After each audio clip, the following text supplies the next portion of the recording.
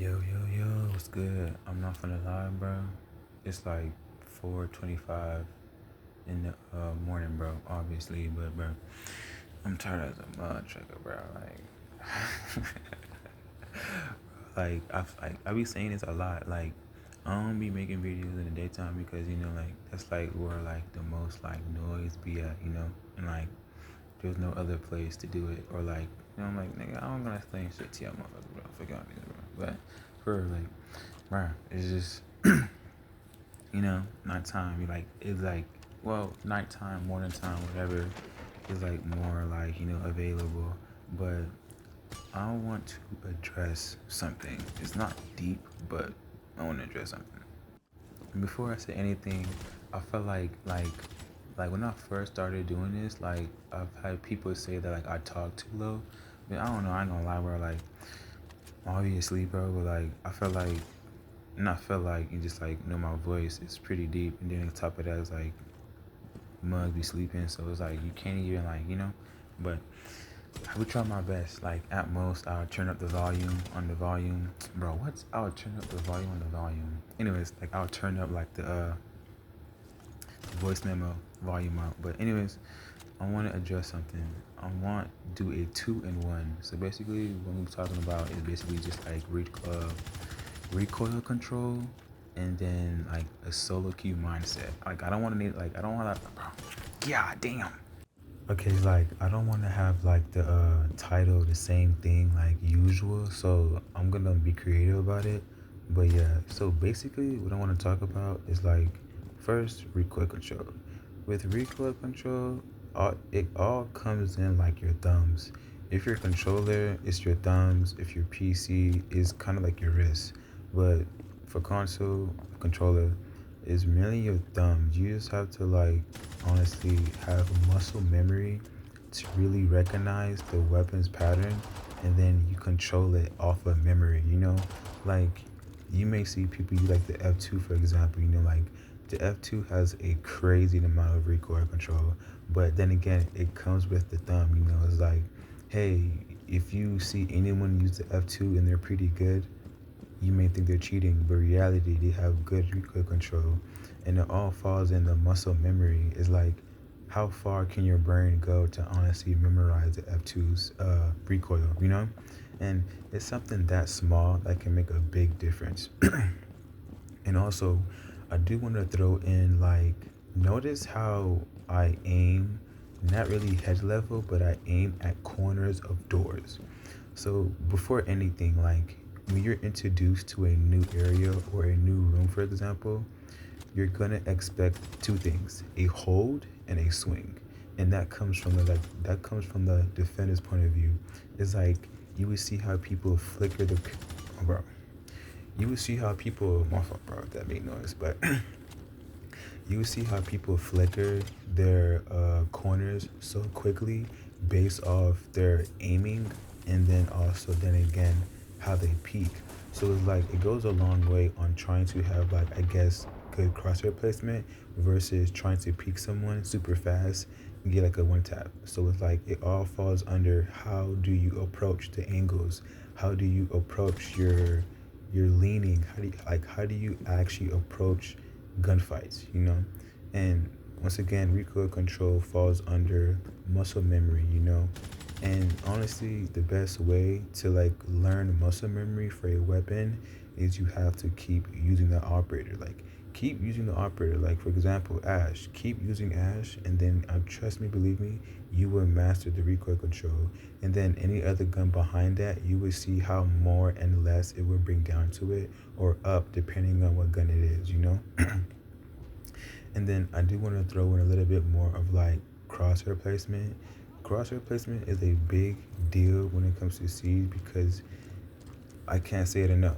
You cannot be Bolo with good aim if you don't know where to shoot. So all in the end is like you have to kind of like predict yourself. And like this game is big on predictions. Like you never know where someone's at, but if you master the default spots, you would always know where someone's at because it's default. Like even the pros play default, so you would be expected the unexpected, and then and okay. let's reset. You would expect the unexpected and then expect the unexpected only because you expect someone to be there. In reality, they're not. So only in the end, you would have to honestly check every single thing or possibly certain things just to make sure someone's not there, you know? And just to be a little greedy about it, is it also falls under crosshair placement. And like, don't be that person who just aims in the middle of your screen, because someone can honestly come from the left or right, not always the middle. You know what I'm saying? So it's like, even if someone wide swings you, you have to have your crosshair on the angle where it's a bit of a gap where you can flick, and that's where flicks come from. Like, I mean, you would see people flick from a corner to a corner. That's cool and all, but then again, reality, people really like often flick based off having them aim at a corner or a doorway, and then they gap that doorway off their crosshair, meaning they don't physically put their crosshair directly on their doorway. They have a gap between that, because you never know if someone wide swings or narrow swings, and they can easily flick based off that gap, you know. And it goes a long way just based off like trying to know how to aim and where to aim, you know. So let's be mindful with that. And then, like, really and truly, like I said from before, it's like you would have to like want to be in a position where you know what's going on. Because 10 out of 10, if you don't know what's going on, you would get caught up in the most lamest fights ever. You know, like, you could be like Ace, for example. You could be downstairs doing what you have to do, but reality, you pushing a spot where you don't belong, you would get caught in a fight that you don't belong fighting, and then boom, you have Case and you're downstairs with Ace, having a Case, doing your job, but then again, you have no one to help you, no one to refrag for you, or you're just going in solo, you know? So, all in the end, all I'm saying is like, if you really want to master recoil control, just work on the weapons. Play the operators, you know, like, I feel like everyone says that, and like I can vouch for that because it's true. Like, just keep playing the operator, and trust me, you would get the recoil control down. And like, just work on your thumbs, work on your wrist if you're PC, and honestly, don't try to hold angles on doorways for so long. Have a little gap. Those gaps can make you do crazy flicks on someone. Excuse me, I started to burp, but it won't come out. But yeah, like, you can do crazy flicks based off you not really like it. It sounds crazy to say that you not doing it, but like, you would do crazy flicks when you're not always hogging an angle or a corner of a doorway. Because trust me, have like a 2 inch, maybe a 3 inch gap on the corners, and then you will flip like crazy. And now I'm going to talk about something totally different. Solo queuing. I feel like I've talked about solo queuing before. I think I have, but I think it was like I said on why I solo queue. But let me just explain how overall this video is about. If you like get lost, it's how to get better in Siege off two two tips. So I'll probably at like two. I don't. I'll make something up. So if you want to get better in Siege as a solo queuer or just in general, here's one thing that I personally like to talk about is drone work. In this video, you might not see much drone work, but just watch the video how I check corners. Even if no one's there, their default, you always have your gun up. Like, don't ever just run in sight knowingly someone's there. I mean, I get that you might be good and all, but like 10 out of 10, you need to have your weapon up because you never know what corner you might get surprised from. So I encourage you just watch the clip, like see how I move, just look how I basically operate. But anyways, that was a long one, but try to normalize you droning for yourself. Even though you have a squad, or if you have a stack, then again you can drone for your stack. I get that, but then again also you would like to have information for your own self. Like, I understand you trying to drone for your teammates or you're just helping someone. I get that, but when it's all on you, when you need to okay, slow down, bro. When you need to protect yourself, you're gonna have to drone in for yourself, you know? So like it goes a long way on trying to drone for someone versus trying to help yourself out. It goes a long way, trust me. It helps the team, it helps yourself, and it improves chemistry, and you can make players go synced. I'm not gonna lie, TMI, this buck got me so mad, bro. Like, I swear he was so good. He fucking wasn't. My guy. I went inside his sight and he ran away. Fuck, like, bro, F the fuse charge. He ran away. Like, bro, run inside. Like, get this guy off my dick, bro. But yeah. And the really big thing about solo queuing and then trying to like self drone is set up drones. No one is gonna watch your drones but you. And I feel like everyone says it a lot, and I do too. It's like no one's gonna watch your drone like it's your drone. So it's like don't depend on anyone to look at your drone because I guarantee you they're not. So don't hope on your team just to help you out, just to look at your drones. And that's the bare minimum, you know? Like, if you're dead, look at my drone. And they're not, you know what I'm saying? And if they do, they don't even ping, they just look at the fucking camera, bro. So, like, you can't depend on nobody but yourself. So, it kind of goes into like multitasking and also slowing your pace down or on how fast you play based on what you're doing and depending on how you're playing as a player, because once again no one's going to help you out but yourself. So in the long run, just try to set up drones, try to put yourself in a spot where you know what you're doing, and then you can always get a pick off of somebody, you know. And it's useful, not useful, but then again, all in the end, good or bad, it would be grateful for yourself just to look out for yourself because you only have you know. And then really solo queuing in general is like you would always talk to yourself. I mean, I do that. Like you would talk to yourself, debate on like how would you push or how these players or the enemies would push inside sight and in the building. So only in the end you would realize how far can you like I won't say go, how far can you come? It came out wrong with whatever, no pause. But how far can you overcome like yourself trying to play by yourself, thinking for yourself, and this making a whole blueprint based on your knowledge, you know? Because all in the end, like when you're solo queuing, you're just running around getting kills. But remember now, I feel like solo queuing is similar to like someone roaming. Just hear this. It's like when someone's roaming, they're roaming to cut off or waste time on enemies, yes, but they're going to power points. They're they're roaming the points where enemies most likely would push in from. And it's similar to people solo queue. When you solo queue, you're kind of roaming or not or and you're playing the game and you're pushing spots where enemies most likely will push.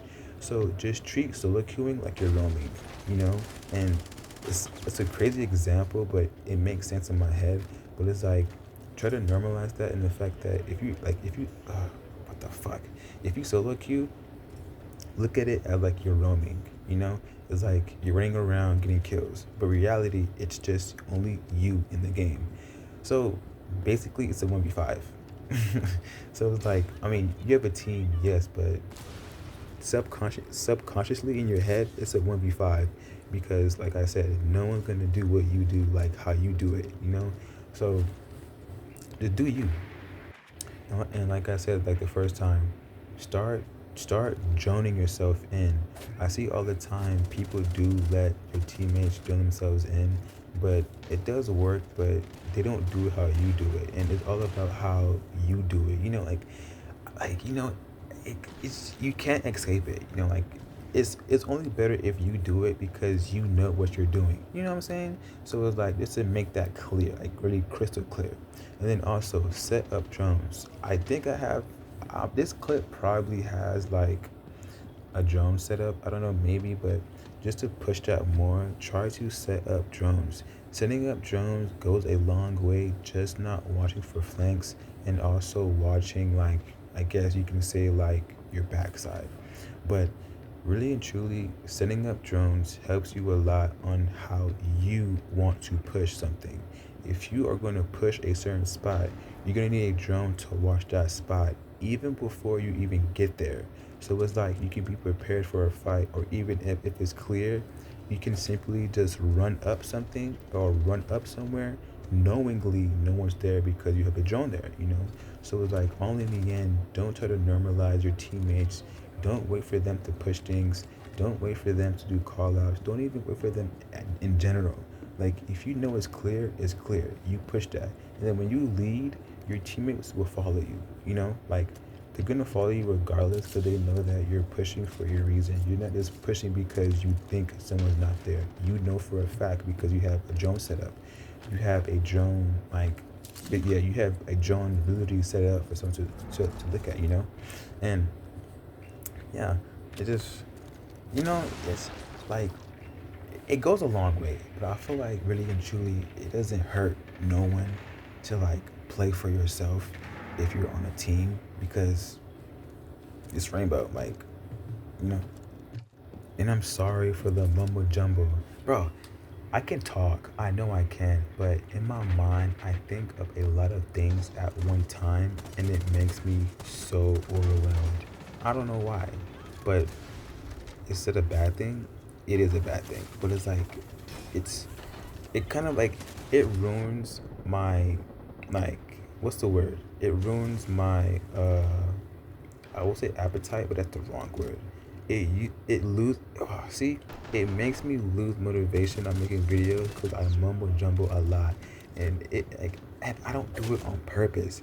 It's the fact that my mind is thinking about a lot of things, and some things. See, and the something I think about is not even about the video. It's just the environment that I'm in right now. You know, it's like, bruh, like just make the video, get off, and go to sleep. But I don't know, bro. It just be pissing me off. Oh my gosh. And the big thing in Siege 2 is like I talked about, you know, recoil, crosshair placement, self-droning, drone placements. Like, deep down, Siege is a mental game, you know. It takes literally like, it takes, I can't even give you like a percentage. I could say it takes like a, I won't say a third because your brain is in like four parts. Mm, I would say like, I would say a third. I would say like two fourths, but I would say a third of your brain. I would say that like it takes a third of your brain to actually play Siege because it's so that see, I'm mama jumping. Fuck. It's so dynamic. You know, it's like you just have to do what you have to do, and sometimes you don't want to do it, but you have to do it. You know, it's like, oh my goodness. You know, but then again, like, it triggers your brain to like get into tough situations without you even thinking about it, and somehow you clutch, or somehow you manage to stay alive, or somehow you manage to honestly pick up a fight that you kind of don't belong fighting, but in the end you end up fighting it and you're winning it, you know. So Siege is a really good game.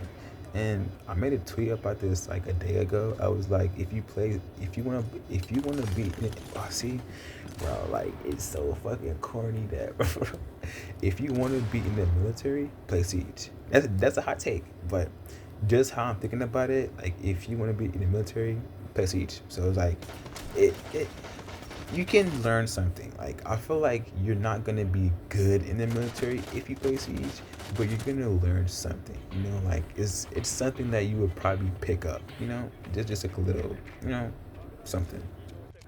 And if you guys forgot, this video is about how to get better in Siege, but with a twist. I'm gonna name two tips. So I'm still trying to think about a video title. I might be creative. I don't fucking know, but yeah. And like I said, this whole video, I don't want you to listen, bro. This whole video, I do not want you to listen to my voice. Okay, I'm just going off track. Look at me, bro. Hear me when I say this. If I talk slow, I'm gonna sound like a robot, and I don't want to sound like that. And then on top of that, it makes me sound slow as hell.